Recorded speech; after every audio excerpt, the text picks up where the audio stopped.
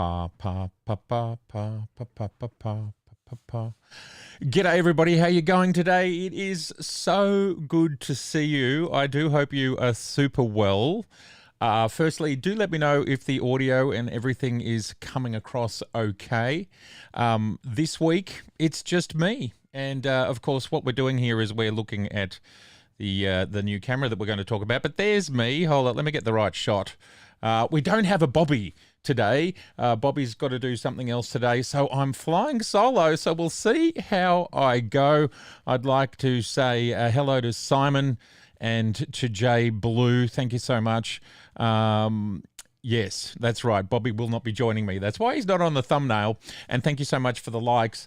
I want to apologise for not being here last week, but I actually went to Frame Fest. If you've seen the video that I put out last night, this was a photography and creator festival put on in Sydney, Australia. And I decided, which was a little bit crazy, I decided to drive all the way to Sydney. And for those that don't know, that drive is close to 900 kilometres, which I suppose is about 600 miles. And so I was in the car at the time that I would normally stream. So my apologies for not being here last week. Bobby and I did contemplate the idea of going live the following day from the festival, but it just wasn't possible in the end. But it's absolutely wonderful to have everybody here and to be back in the hot seat. Yes, thanks J Rod. It is a cool hat. I actually met the people. I got this hat from Frame Fest. The people that make that lens, which I was trying to find, but you might have seen my video about it.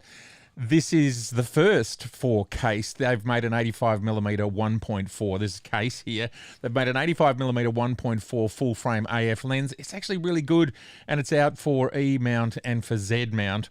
And you know, if you're really keen to get that sort of focal length and that particular aperture, then it's available and it's very well priced.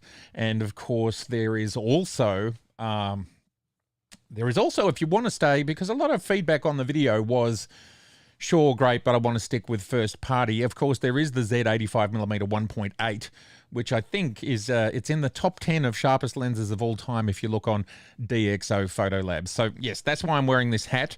Great point. Lovely to see J Rod, Raymond, Joe, welcome. Hey, there's Seth Miranda. Man, no worries, buddy. We'll see you next time on the stream.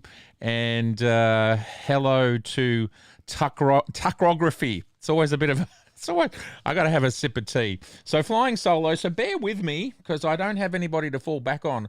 I just have to keep talking for the whole time. But hot tea is going to get me through, isn't it? Yeah, it's a great lens, isn't it, Jay Blue? So I wanted to first catch up on a little bit of the news, and really there hasn't been a super amount going on in the last couple of weeks, but there are a few things that have happened, and probably the biggest one is the new Sony RX1r III. So this episode I wanted to focus on compact cameras in general. This is like God mode of compact cameras. This is probably the most compact high-res camera we've ever seen, and I thought it was a great opportunity to talk about compact cameras. I've bought a lot of them over the years, which I will be doing some show and tell of as we go through. But let's start with some of the other news.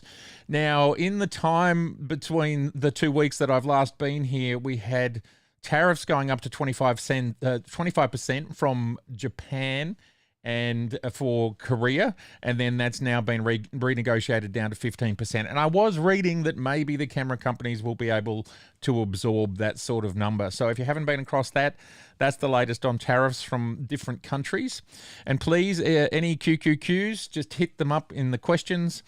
And of course, please don't forget to like, because that helps to get the whole feed out there. And now, what was the other thing I wanted to talk about after tariffs? I've gone blank. Oh, yes, I remember now. The Z8 saga, the Z8 Firmware 3.00 saga, again, last week, I would have mentioned this last week, but I wasn't here, is the fact that we now have 3.01. I did put a video out about that, I think, last Thursday. G'day, Cars and Cubes. Great to have you in the feed. And 3.01 seems to have brought us back to where we were, that everything is absolutely back to normal. It was a very quick turnaround for that fix. And look, it's really interesting. There's a lot of different thoughts and comments on what should happen and what shouldn't happen, and why wasn't Nikon talking to Tamron, and how did this happen?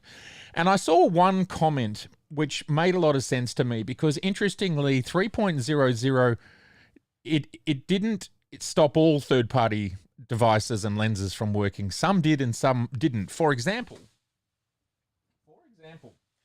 this ridiculous lens here, which is a great lens if you're after a 135. This is the 135 Viltrox, and this lens here absolutely worked fine with the 3.00. So how come it worked fine and some other ones didn't? It's a really interesting question. And the theory was, and I'd love to know anyone else's theories in the comments, the theory is basically there's more than one way before the lens and the camera to talk to each other. There's not just one fixed way to do it. And that just means the protocols, they're not just one specific set of instructions. And I suppose it's the same way when you're writing code. You can get the code to do things a few different ways, depending on what you're trying to achieve. And thus, for some ways of doing things, it was still working fine. And for other ways of doing things, it wasn't. And I suppose ultimately it comes down to, well, who's responsible? And some people in the comments were saying, well, if you're a third-party manufacturer, you're responsible for making your device work with the OEM product. And I tend to agree with that. But then, interestingly enough, 3.01 very promptly came along and it fixed everything, and it brought us back to where we were. So it's really interesting. Like I'm a big nerd. I studied computer science in high school, and I just love this stuff, and I love talking about it and trying to understand how does it all work. Another really interesting thing about this lens, and it's not the case for all third-party lenses, is focus limiting works with this lens, but it doesn't work with all lenses. So, man, that cap keeps falling off. I'm just going to leave it. So, look, it's really interesting. I don't know what we can expect in the future when it comes to focus limiting and third-party lenses, but it is working on that one. And it wasn't working on the two Tamron lenses that I have here to test. Who knows what will happen in the future? But I think it's fair for Nikon to basically say that some features that we add won't be applicable to every possible thing that you can attach, and I think that's okay as well. That some features are just maintained for their lenses, but this may just change just due to firmware.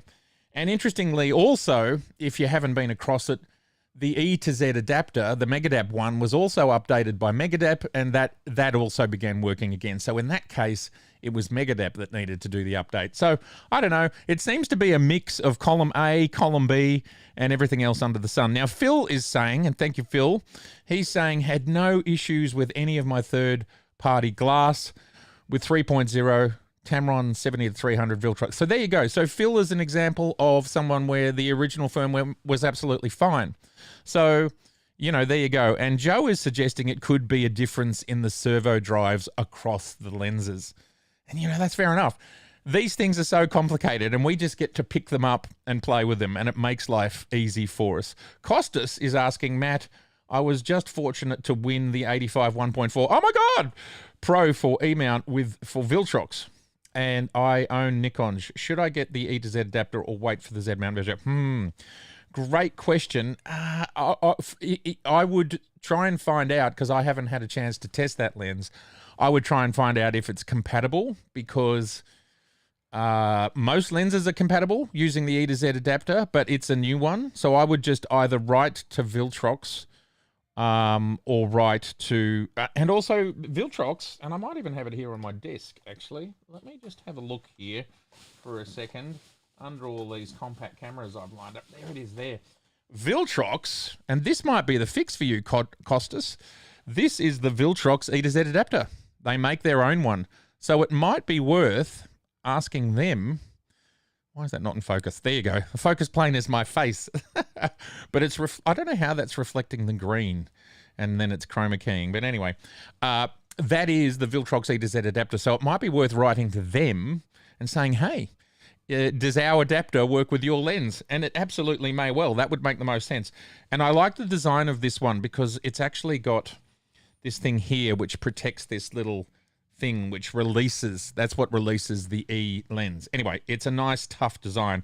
This is probably the toughest design I've seen, but I have read that it requires a firmware update to work with 3.00, but I haven't checked with 3.01. So a few questions for us to ask. And maybe it's time for me to do an updated video. Let me know in the comments below if you think that is a good idea. Okay, Ray is saying that all of his third-party lenses work fine with 3.00. So I'm guessing they're all working fine with 3.01 as well. Jim, I made sure my Viltrox 16 1.87 mount firmware was updated and needed an upgrade before mounting on the Z8 after 3.0. It worked fine. Yeah, there you go. So you upgraded the firmware in it.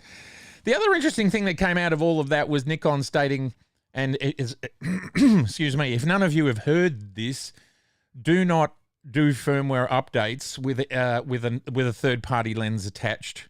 Make sure you've got a Nikon lens attached, and that is a camera firmware update. And you know, maybe it's even, they didn't say this, but maybe best use is to do with no lens attached. So this was something that I'd never thought about and never knew before. But I will just say this again, when you're doing a camera firmware update, it might be best to have a Nikon or no lens attached. Just something to think about. Zen Photocraft Media is saying, I have used the Nikon 3.01. And Zen, tell us what sort of mileage did you get with all your different lenses? Did that work out okay? All right, so, Peter's got a theory. I want to get into Peter's theory. My current theory is that because focus limiting only works with Nikon lenses, they had to do lens-specific things in the firmware, and that might have caused the problem. Yeah, look, it's a fair enough theory, Peter, and I don't know if you were here when I was saying of third-party lenses, this Viltrox 135 1.8 Lab, the focus limiter software happens to work. So I don't know what this means to us, because it just gets more confusing that, yeah, maybe it is just for Z, but there is a non first party lens that happens to be working. So look, it's really interesting stuff, and I'm a big nerd, so if anyone's got any more ideas, I absolutely love it. Just look at these down here. Craig C, hey gang, hey Craig, how are you? What's going on in your world? Hopefully good stuff. All right, so that's kind of the news for the week, besides the fact that I wanted to briefly talk about FrameFest, and I wanted to briefly, well, no, we're not going to briefly talk about the RX1. We're going to talk about compact cameras and the new RX1 in depth. But I just wanted to talk about FrameFest. Just indulge me for perhaps 1 minute. I'm just trying to line up a video here for you guys to watch. Let's see if I can press all the buttons and not break the universe. Okay, there we are. Let me pop. Before I go into that, Seth is saying, funny enough, I had my eye up to the Z8 while I updated the firmware, and my actual eyes... Seth, you are funny. I love it. Great work. That is great work. That is very funny. All right. So what I wanted to talk about here was this is a little video intro that I made, and I still haven't worked out how to get the sound in, but maybe I'll just turn it up and let me know if this is working or not. So I drove. Here's me driving. This is the Creator Festival. It was at Carriage Works, which by the name you can tell is somewhere near the old train line. Here's a bit of a boxing ring that Nikon set up. And Nikon were giving away lots of stuff. And this lovely lady, she won a camera. This is Jason. He's another great content creator. Jan. I spent a lot of time with Jan on and off camera. He is a lot of fun. He's very funny. And I look forward to spending more time. They are Fuji donuts, by the way. There was a lot of talk at FrameFest. And Jan shared some ideas about how to best use pre-capture. Is probably the best part of that interview. There was some beautiful light going on, and this is what I was shooting here. And you know me, I just love the light, a little bit of atmospheric haze. They had some very expensive cars there. This one, I think, I'm told is worth 3 million or 5 million or something. Must be those carbon fiber intakes. Maybe Cars and Cubes can let us know. Hey, there's Jason. Hey, Jason, do you want to join the stream later? Anyway, this was part of my drive, and here we are. So this is FrameFest. So I want to just talk quickly about FrameFest. Let me just pause this. There's Julia. You might all know Julia. There was just a lot of great Australian... Oh, and there's Jason. But anyway, you can go and watch this video. I made that live last night. Now, let me come back to me. Can I press the buttons? Oh, I got it right. Here we are. So what's really exciting is here in Australia, we haven't really had a festival like this for maybe 5, 6 or 7 years. All of the big camera companies were there. So you're talking Lumix, Fuji, Sony, Canon, Nikon. Everybody was there. It was fantastic to meet other creators in the flesh. I was so excited to meet Jason, who's in the comments. Hello, sir. Welcome, and it's so lovely to have you meet. So lovely to have you here and meet you in person as well. And he definitely needs to take over from the Rock Johnson, this man. And if you don't know who I'm talking about, I'll just throw him back up on the screen here because he just happened. This is him here. The friendliest guy. You are the friendliest guy on the planet. Absolutely love your work. And a funny thing happened. I was driving to the venue on the second day, and I was driving along, and it's like, who's this really like ripped guy walking along? And I looked sideways at him, and it's like there he was. It was him, and I said, "Hey, can I drive you back to the venue?" And it was awesome. We got to hang out for a bit. Anyway, FrameFest. I know I'm going on here a little bit, but FrameFest is absolutely awesome. We haven't had something like this for 5 or 6 years, and to be able to get creators and also lots of viewers and just lots of inspirational stories and all of the manufacturers or a lot of the manufacturers in the room in one go, this is fabulous. And to the people that decided to put it on, I want to say thank you to you, and I look forward to the next one, and hopefully the next one's in Melbourne. And anybody from all around the world, come to FrameFest. And next time, I'll know more and I'll do more and I'll try and live stream from there and so on. Anyway, I want to move on to now the RX1r III. It took me a little while to remember how to say that. I'm just jumping over to their website. Now, for those that don't know, exactly right, Craig, you've got to hit the gym. I need to hit the gym as well. It's for those of you who don't know what the RX1r III is. This is a camera that replaces the RX1r II. I'm not sure if it was an R, the 2. Perhaps someone can let me know in the comments. And good morning, Rakesh, by the way. And this is now a fixed lens 35mm f2 61 megapixel camera, as we can see here. And it's absolutely tiny. I actually got to play with it at the Sony stand for about 5 minutes. They let me walk around with it for a little bit. I turned it on. I tried out the focus and got a feel for the lens, got a feel for the ergonomics. And look, you can't, we don't have an above view here of it, but it is a tiny, absolutely tiny camera. Well, there you go. There's a good view of it. And I've got a camera here that's probably slightly smaller. I'm just going to pop back to me just for a second. And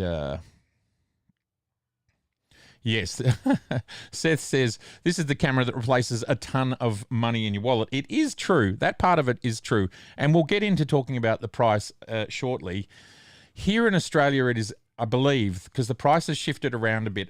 I originally saw it was, I think, 7,000 or something, and then I was actually told on the Sony stand it was 8,700, and then I've seen pricing at retailers that it's 8,000 or 7,999. So the price has shifted around a bit, but I think that's where it's settling. So in this country, it's an $8,000 camera, which means that you can buy a Z8 or an R5 II and a lens, and obviously have a very different experience. Like there's a lot of differences with it. Yes, and as Jay Blue says, it's $5,100 in the US, and Jim, it is full frame.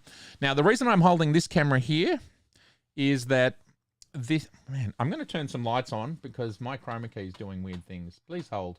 I'm just using the outside light to Hopefully that helps. I'm a little overexposed now. Please hold while I just try and adjust a second here. There we go. More depth of field and everything. Okay, great. Here we go. Is that going to fix it? Oh, it did. Okay. So I over the years, because we're going to talk about compact cameras in general. Over the years, I've bought a lot of compact cameras. This is one of the compact cameras I bought probably 6 years ago. And yeah, this is a Sony, because as a photographer and content creator, although I've been a photographer about 6 times longer than I've been a content creator, we always just buy the tools that are best for the use case. And all right, well, let's segue into all of that now, because I want to talk about, I want everybody in the comments to talk about their compact camera experiences. But over the years, this is a Canon compact, and another Canon compact. And these are all cameras that I purchased at the time for the use case of the time. And at the time I got these, I just felt the Canons were better than the Nikons at the time. So no problem at all. I just buy what works for me, and it was the same for the Sony. Not only that, but for my kids, I've also bought this type of compact, which is absolutely fantastic. These are waterproof and shockproof and all that sort of stuff. They're really great cameras, and there's so many options. Now, the question is, you have all these different types of compacts, but every compact that I have had has not been 8,000 Australian dollars. This is crazy money. Like, there's no question. And then, whoops. And then we have compacts like this, which has just been sent to me. This is a new camera that I'm going to review. It's a compact. I actually don't know the price of it yet. It's completely plastic. It's a rangefinder. It's got some built-in film simulations, but it's yet another version of the compact. And really, it's at the absolute other end of the spectrum of the RX1r III. So, firstly, let's talk about the price of that camera. It's high when you consider it doesn't have in-body image stabilization. It doesn't have, and we can see here, this very tiny Sony camera that I bought. And it's similar in size. It's probably slightly bigger than this camera. It has a fully articulating screen, to the point that you can actually articulate it to the front and use it as a vlogging camera. So the RX1r III does not. Its screen does not move at all. It doesn't have IBIS. It's a fixed lens, which is fine, 35 f2, but I believe it's the lens that came with the previous one. So it's a 10-year-old lens. It might be a great lens, so that's fantastic. So where are we going with this? What is the price value equation? And in my video, I talked about that this is now getting into the space of Leica and the new Fuji GFX RF. It's similar price to that. Obviously, that camera is a lot larger, but it's also got a medium format sensor. So, you know, where is it going? Why are we wanting to spend in this country 8,000, or in North America and in Europe it's something like 5,000, 6,000 euros? I think Ray told me in Canada. Ray, if you could remind us all in the chat that it's 6,500 Canadian or something. Good night, Peter. Sorry I missed that. Have a great night. Zakari has said, I felt like a hobbit standing next to Jason. Absolutely. Absolutely. Yes. So Peter said, we're more interested in a Nikon Zoom compact 1-inch or larger than... Yes. Yeah. Okay. Well, I'm sorry Peter had to go, but that's a really good point. Sorry, there's lots of great comments here. Joseph's asking, I would like to hear more about the RX1 III and what it could mean to camera prices in general. Great question. Thanks, Phil, for the pricing. 6,298 Canadian. So this is serious money. But so we can all see that it's expensive and it's stripped down. And Sony is obviously saying that it's stripped down for the purpose of being small and light. I suppose to me, and this, as I said, I think it's similar, but perhaps slightly bigger than this camera here, which does have a flip-out screen. there's a limit to me, but the lens is significantly larger. Like it's probably, you know, sticks out about that much. Anyway, to me, there's kind of a limit. There's a limit to how small you want to be. Oh, this has also got the very cute pop-up digital finder, which you can see there. Wow, that's amazing that that battery is still working when I have probably not plugged that in. That's very impressive for... It's just about to go flat, but there's actually enough power. Wow. And I'll just, it just went flat, but I'll plug that in and get that charging. I'm really impressed by that. Now I lost my train of thought. Yes, pricing. Here we go. Yeah. So look, this camera is trying to play essentially in the Leica space. The closest camera to this camera would be the Q series of cameras, maybe around $1,000 more. Something like $3,000 more in this country. And I believe the Q has IBIS, which is a little bit of a difference. It also has a wider lens. I think it's a 23mm, or you can get a 42mm or something like that. And thus, you know, why did Sony go down this track? And what does it mean? What does it mean for the rest of us? Like, are we going to see from Canon and Nikon now 5,000 USD compact cameras that are, I don't know, this size? And for me, I got to say, I'm just not sure I can step across the threshold of buying something that's this small, regardless of how many megapixels it has. And, you know, I'm here in this country, I'm going to be out of pocket $8,000. I mean, how does everybody feel about that? The idea that it's just so small. Now, there are other small things that are expensive, like a wedding ring or a watch. But I think watches and wedding rings fit in a different category to cameras. And, you know, are they ultimately becoming jewelry? So will this push the prices up? Look, I personally don't think it will. I personally don't think it will push the prices up. I think this camera is ultimately going to be a niche product. And it's for those that just, you know, because I was having a little chat with someone in my comments, which I'd love to show you, but I don't want to share their handle. And they were basically saying, you know, they wrote, which is pretty offensive. They wrote, "Why do you need IBIS? Are you epileptic?" And it's like, no, my favorite, like, this is kind of aimed as a street photography camera. And for those that follow the channel, you know that I love to shoot at night all the time. That's what I love to do. Night shooting is my thing. And so a camera like for me, if I'm going to spend this much money, it needs to meet one of the major use cases for me, which is low light shooting.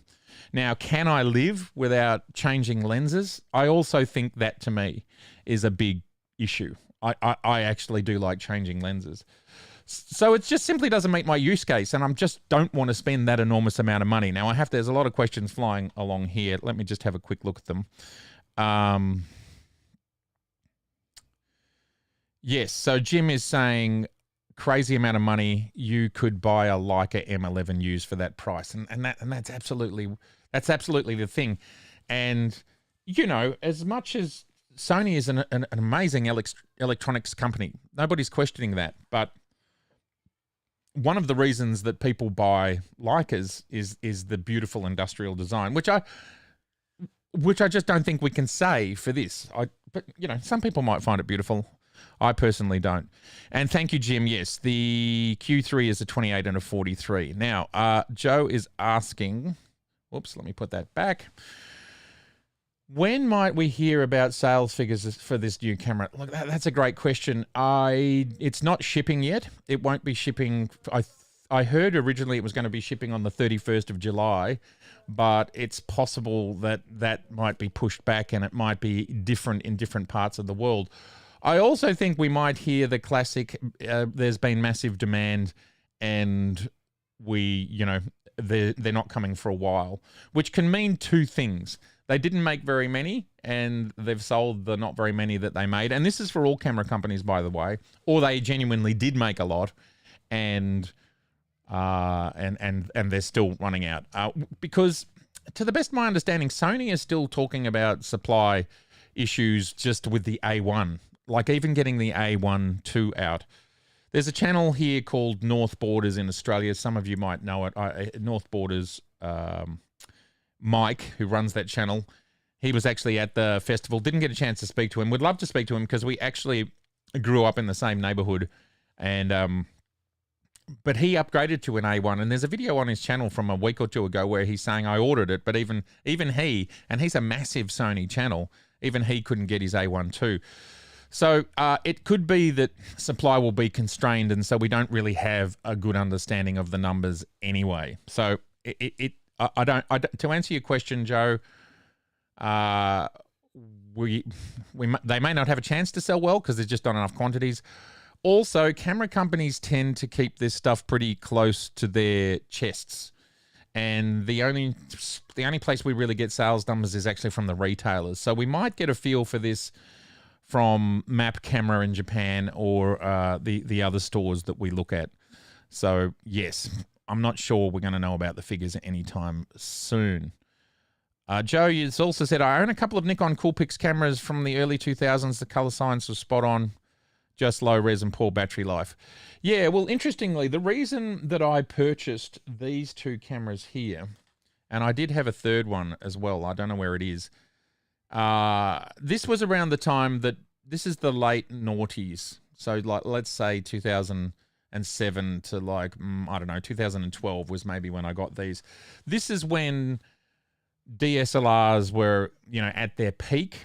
And I'm just trying to think which camera, you know, that might have been like D3, D700 era for me. Yeah, that's what it was. And these sorts of cameras are very, very different to a D3. And I wanted to always have a camera with me, always have the ability to shoot.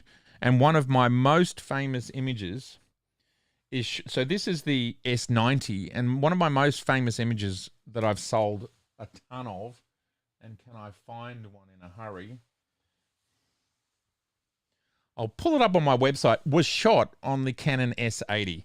And let me find it, because I think it's worth talking about, because we do spend a lot of our lives talking about specs and numbers, and I know that talking tech and talking specs and talking hardware is, you know, kind of fun, and I love it because I'm a big nerd. So I've got to type in my URL here. Yet at the end of the day, it's the photography that we love. So what I'm going to do is show you here the book cover. Let me just press the right button, and please, any QQQs in the comments. Here we go. So this image here, which I named Pulp Fiction in a homage to the film, and it was to do with the fact that that's a bookstore. But I was out late one night. It was very, very late. I was out with my girlfriend. This is 2007, I think, or 2008. Is it written there somewhere? Oh no, this is about the book. We could go. Let's go find it. This is my website, by the way, if you ever want to have a look around. Pulp Fiction. There we go. Go there.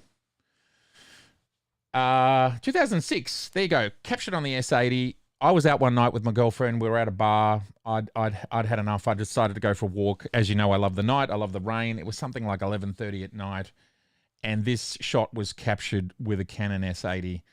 It's the cover of one of my books, and I've sold countless numbers of cards and original prints, and it was with this little pocket camera. So pocket cameras are great. They're useful, and they can get you out of a bind when, you know, when you need to get out of a bind. It's a really great thing. And I've lost my train of thought completely. Well, I was talking about early cameras. So this is why I got these sort of cameras. Literally, you can slide it in your back pocket. Now, the difference with the RX1r III is it does have a lens sticking out of it that's about that big that doesn't go back in. That's a fixed lens that's sat there. So the idea of slipping it into a jeans pocket, which is what these ones were doing, it won't be able to do that. So anyway, they do have their place. At the end of the day, I still continue to love, as you know, just shooting with big lenses. I don't mind the weight. I don't mind the size. And I love the optical perfection that comes from them. but you can still get great results out of anything if you give it a try. Now, let's have a look at what's going on here in the comments. Craig C says, give me a ZF and the 40F2 and the 2628, and honestly, I don't know what Sony was thinking with this. Yeah, look, that's the thing. There's so many other options, and for me, the in-body image stabilization is probably the biggest thing that's missing, because for me to be able to walk around and do what I can today with a ZF, a Z6, a Z7, a Z8, a Z6, whatever, all of those cameras that have in-body image stabilization, Z5 II, I can walk around without a tripod, shoot at base ISO with any lens. It doesn't matter which lens. I could even do it with this 135. I don't know what else I've got here handy. So many different. Well, let me show you something funny that happens to be sitting on the desk here. This is us crazy photographers. This is my original Sony A7R. The original one I bought in 2013. Again, just for use case. Again, it has a flippy screen. But back then, I bought it because I could mount all of my Nikon F-Glass onto it with this crazy adapter here. This is the Metabones adapter. And I was able to go and shoot with all my lenses. And I don't think this camera had IBIS, but they got IBIS soon enough. But I was still able to fully use it, and absolutely fantastic. Anyway, moving forwards from that, IBIS has allowed me to walk around with lenses like this, whether they're adapted or not adapted, and we can shoot. So the lack of IBIS in this camera, and it is a street camera, massive. I don't know what's going on there. It's just such a massive miss. Okay, we've got a question from VJ, and I will come back to some other questions as well. But VJ is asking, how can Sony compete with Leica Q3 at half the price?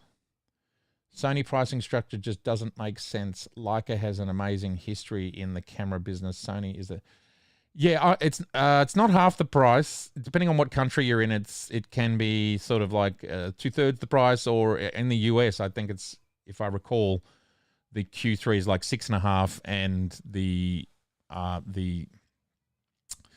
Sony is 5. So it's not close to half. I mean, I think people buy Leicas because of their heritage, because of their past, because of the beautiful build quality. You know, there's very specific reasons, which I don't think, and I said it in the video I put out last night, I just don't think Sony has those reasons up their sleeve. So that's okay. We can move on to talk about compact cameras in general. And again, please, yes, what Jason has just said here, Sony can't compete with Leica. Sony are having an identity crisis. And look, I think this camera has its place. And Jason, you said the same thing in the interview with me. It has its place. There are going to be people that are interested in it, but it's niche. You know, it's very niche.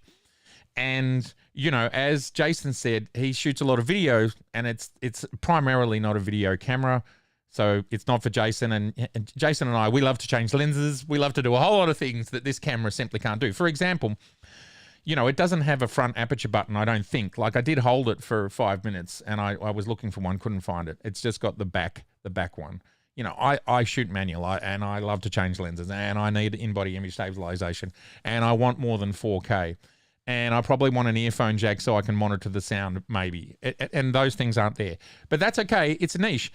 And it's okay because, you know, Leica, I don't know how many cameras Leica sell a year, but maybe they sell 10,000 M11s a year. Who knows? Might be less, might be more. Maybe someone knows in the comments. Let us know. Sony's probably going to be over the moon if they could sell 5,000 of these in a year.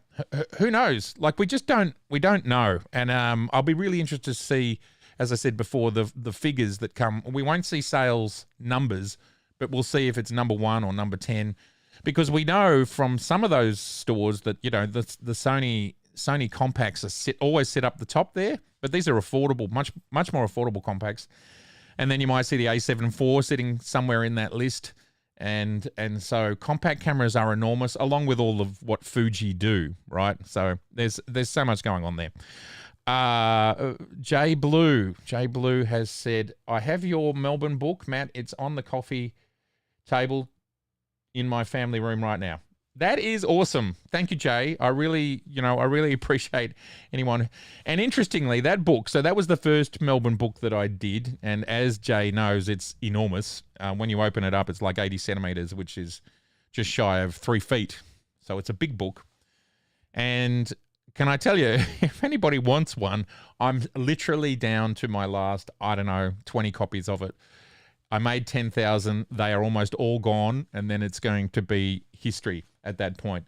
My goal is, and I'd love your thoughts actually, my goal is I want to make a new book, but I'm probably going to crowdfund it just because they're expensive and the world is not the same as what it was when I made this book first off.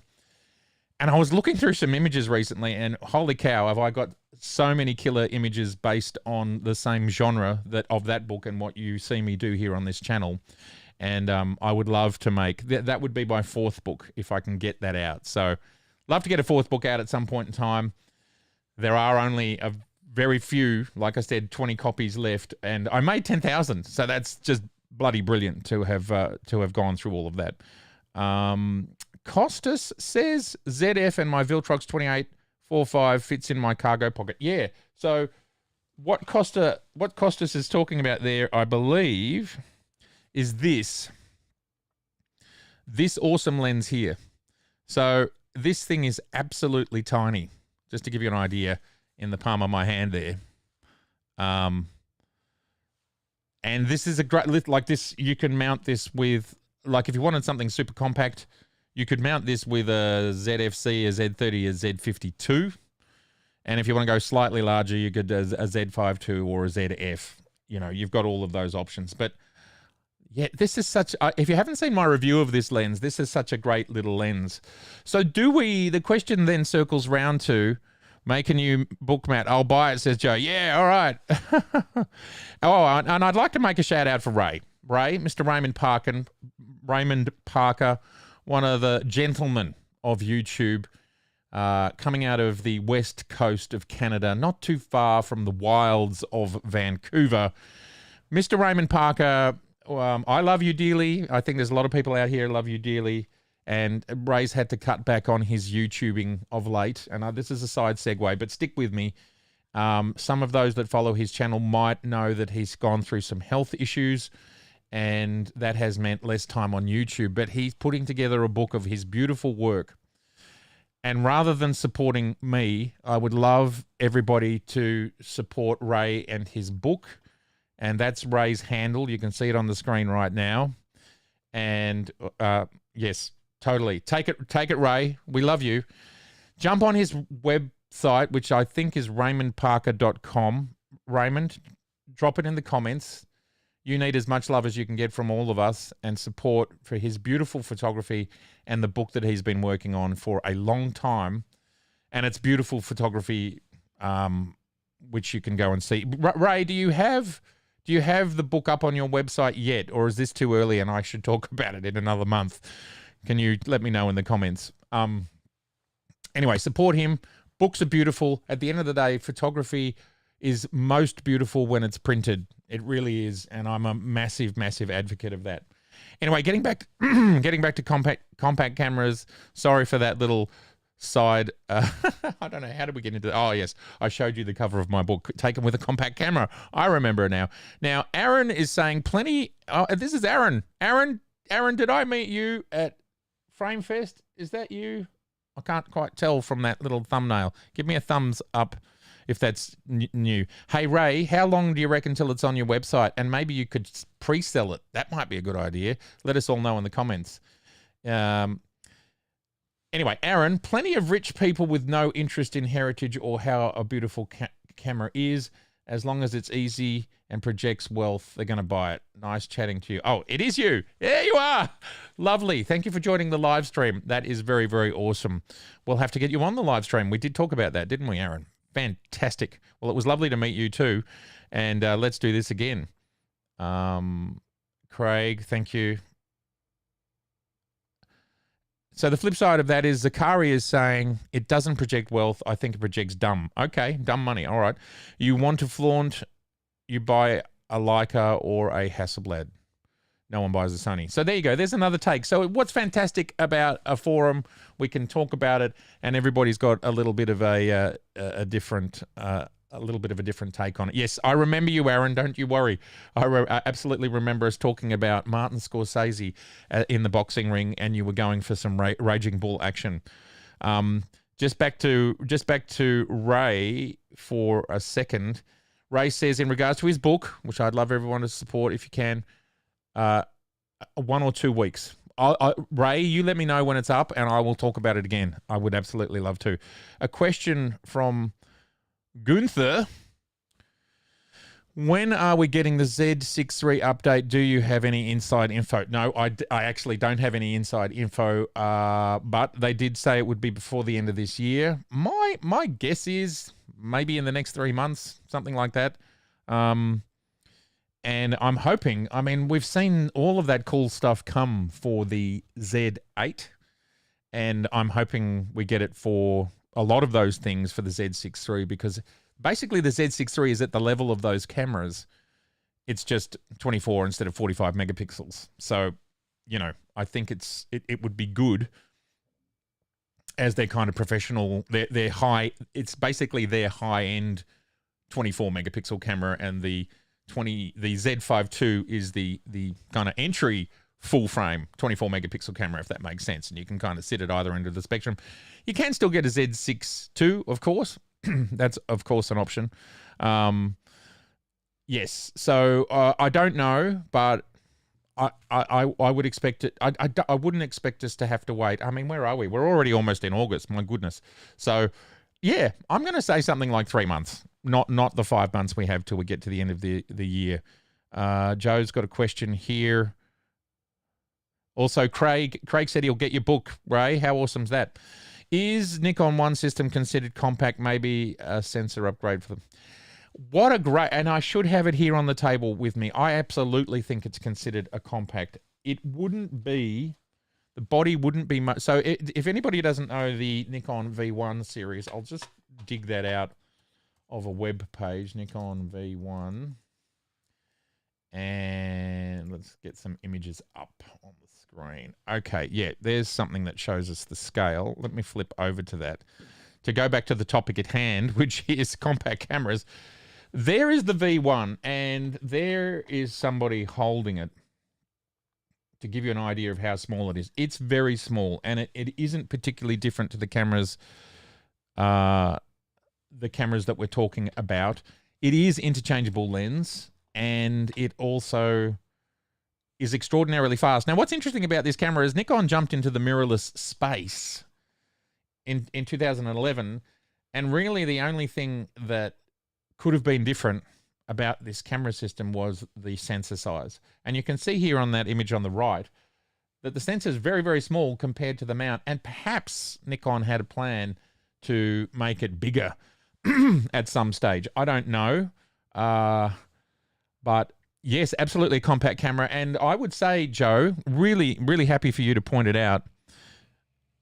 This is very similar in size, and it had amazing technology. Like, I bought the original V1. I still have it. I'd run over there and grab it, except there's a green screen between me and it. So it's a bit hard for me to get there.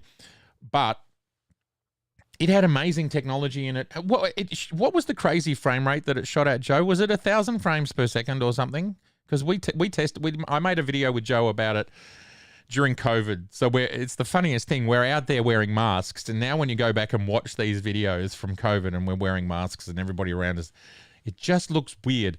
But anyway, we made a video shooting birds, and I think it was 1,000 frames per second. And Jason's also saying he had the 1J1, which I think came after the original V1.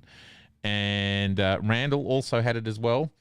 And it was a really great camera, and it was there in, interchangeable and mirrorless. Way before, like 6 years before the Z7 and the Z6 came out. So Nikon were messing around in this space. They just didn't get to the full frame as quick as Sony did. Craig is saying there's a refurb sale here in the US. Some amazing deals if anybody's looking. Craig, are you talking about the V1, or are you talking about Z6s or Z7s when it comes to that? Yes, Joe, please do look it up. It was a very high number. For some reason, I'm thinking 1,000, but that seems too much. But it was the tiniest sensor, and it focused really quickly. It actually had all the kind of technology in it. It just had this crazy small sensor.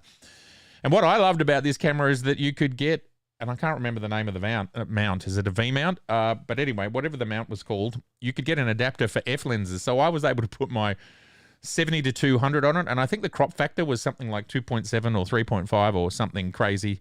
And yes, it it was just a bit bananas.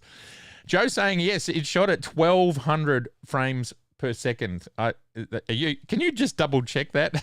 That seems like a lot of frames, but it was very fast. So compact cameras, they're here. We've got lots of them. We love them. They have their various use cases. I don't know. I don't know if these are still made. I think they are still made. But of course, this is sort of a low-end compact camera in the sense of it's got a very small sensor and so on. In the comments, tell me, would you like to see Nikon make a camera maybe not like the RX1r III? It's such a mouthful, that name. In the sense of, look, I think if you want to make products that are going to sell, they're not 8,000 Australian or 5,000 US dollars. You know, yes, there's always going to be someone who wants to buy them, but there's plenty of people. To me, this camera, there's only two things that would make it a massive hit, not a niche hit. Just two things, and that is IBIS and being half the price that it currently is. Because from my perspective, the flip side of it all is, and we haven't talked about it yet, is the Sony A7CR. Now, for those that don't know what the Sony A7C are, it's basically the same camera with IBIS. A7, I'm just calling it up for us. It's the same camera with IBIS and with detachable lenses. And yet it's half the price. In this country, it's half the price. In the US, it's almost half the price. That's the camera there. That's interesting. I think the price has just changed. It's just gone up $300 since I last looked at this web page. The street price here for this camera is around $3,000. When I looked last week, it was $3,880. Same sensor, not that much bigger in real terms, especially when you've got big hands. It's irrelevant. Like, I've had people talking to me about 10 grams. Oh, not specifically. It's 10 grams lighter, and it's like, to me, to my use case and my life as it is right now, 10 grams makes no difference to me. But anyway, essentially the same camera. This one has IBIS. This one has interchangeable lens. They both have a similar EVF. It does have a flip forward screen. So you're actually getting a lot more features and only a small difference in size. And of course, on this, you can get an equivalent sort of lens. So the whole package is not that different, yet it's sort of half the price. I would prefer to see Nikon, because Canon's got compact cameras. Obviously, Fuji's got compact cameras. So the reason we're talking about Nikon is I'd like to see Nikon get into this space where we did get a higher megapixel interchangeable lens camera. And what I would like to see, I'll just come back to me for a second. What I would love to see, which I think would sell well, and don't forget your QQQs, and don't forget to hit like, please. Thank you very much. In modern lenses. Okay, great. Sorry, I'm just multitasking here. Please hold. What was I looking for? Oh, yes, I remember now. This camera right here, this is what I would love to see Nikon create as a compact camera. This is the Nikon SP, and it does have detachable lenses, as we can see here, yet it's beautiful and retro. This is part of Nikon's heritage. There's the S2, the SP, they're similar but different. And imagine a camera that looked like this. Could be rangefinder, could be EVF. Obviously, this is a very similar space and has the same sort of heritage that Leica has. But stick a Z7 sensor in this, or a Z7 II sensor. What do you think, everybody? Should we stick a Z7 sensor in an SP? The Z7 sensor is now obviously not going to be as expensive. And, I mean, you could put a Z8 sensor in it, but it would be a lot more expensive. And I think for the use case this is aimed at, not necessary. Z7 sensor, in-body image stabilization, doesn't, it could have a flip out screen if you want, maybe not a flip forward. It depends what the world wants. But this is what I would like to see Nikon do, is something like that. What does everybody think of that idea? An SP with a Z7 45 megapixel sensor, then you can throw whatever Z glass you want to stick on that. And Bob is your uncle. Jay, I'd like to see Nikon mirrorless tech in a rangefinder style. But there you go. We're just talking about that. Sorry, Jay. It took me a little while to catch up there. But yes, we're on the same page there. Totally. And yes, he's saying here with the Z7 II sensor. It'd be so good. And with an XP 7 processor, we would now have the AF performance and so on that we're getting out of everything that's XP 7, which is phenomenal. If you haven't seen my 2-hour Z5 II A7 IV R6 II Opus, you can see there that the Z5 II's autofocus is absolutely keeping up with its peers, and a Z7 II, or what do we call this, a ZSP, or whatever the name of this camera could be, man, that would be a killer. And, with that processor in it, it could actually probably do 8K, and that would make it a very, very powerful machine. And Joe's even saying, just do the ZF sensor with the 24 megapixels heaps.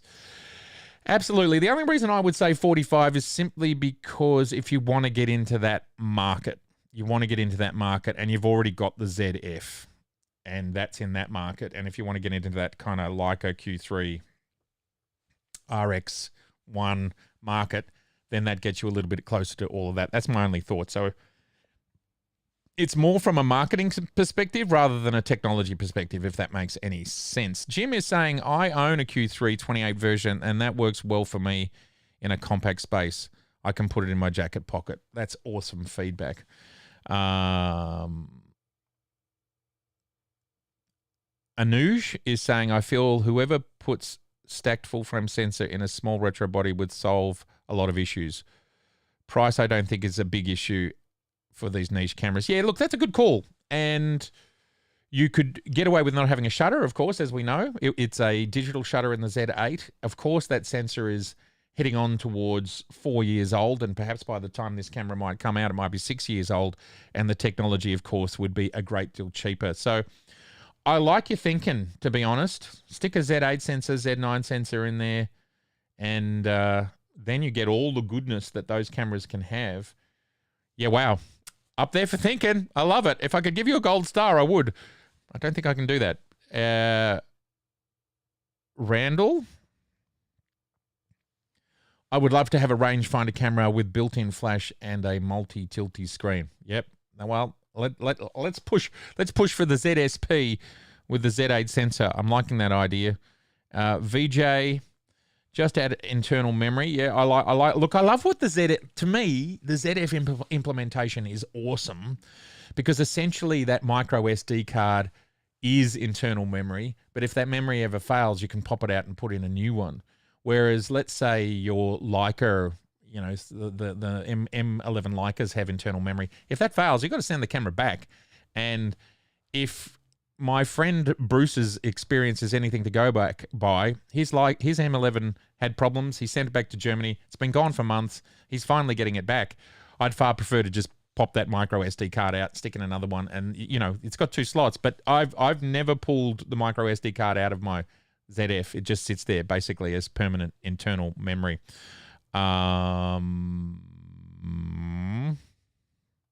Steve, g'day Steve, how are you? Lovely to see you. The old Coolpix A was on the right path, but uninspiring. A Nikon version of the Fuji X100 Vibe with a Z7 sensor and an EVF would be awesome. There you go. So we're all on the same page. That would be a lot of fun, wouldn't it?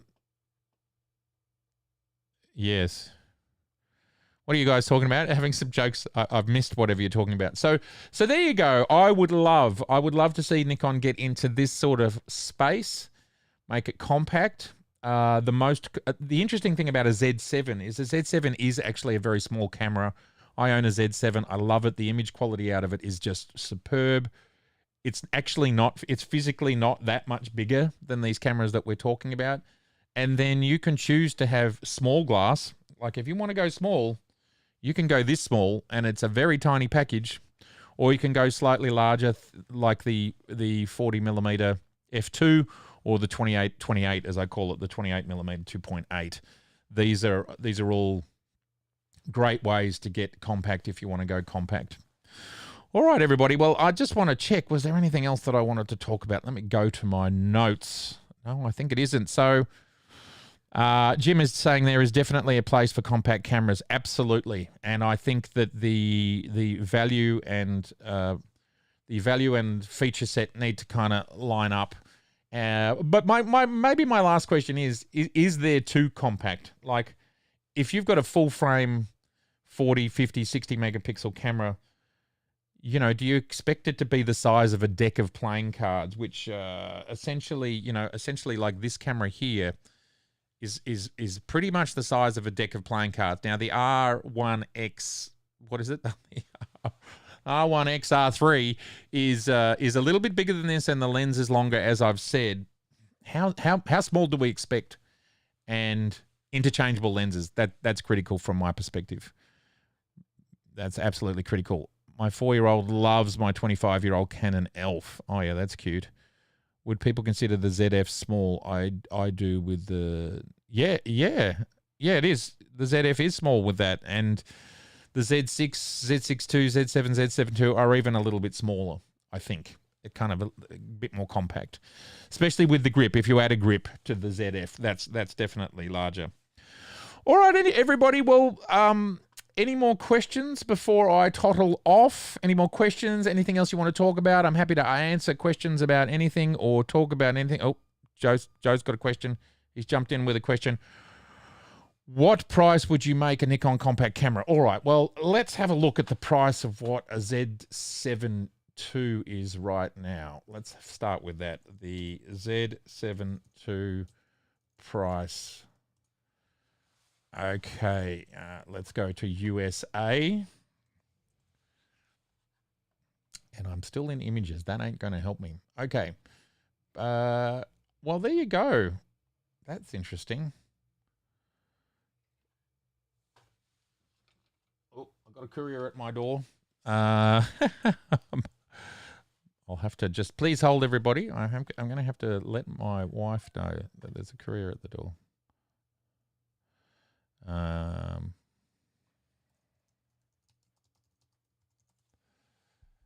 Just 1 second, everybody. He's gone. All good. These things happen. Don't we love live? Okay. I'm surprised to see that the Nikon Z7 II is $1,949 on the Nikon site in the USA. So there's that technology right there. That's it. You put it in a new body.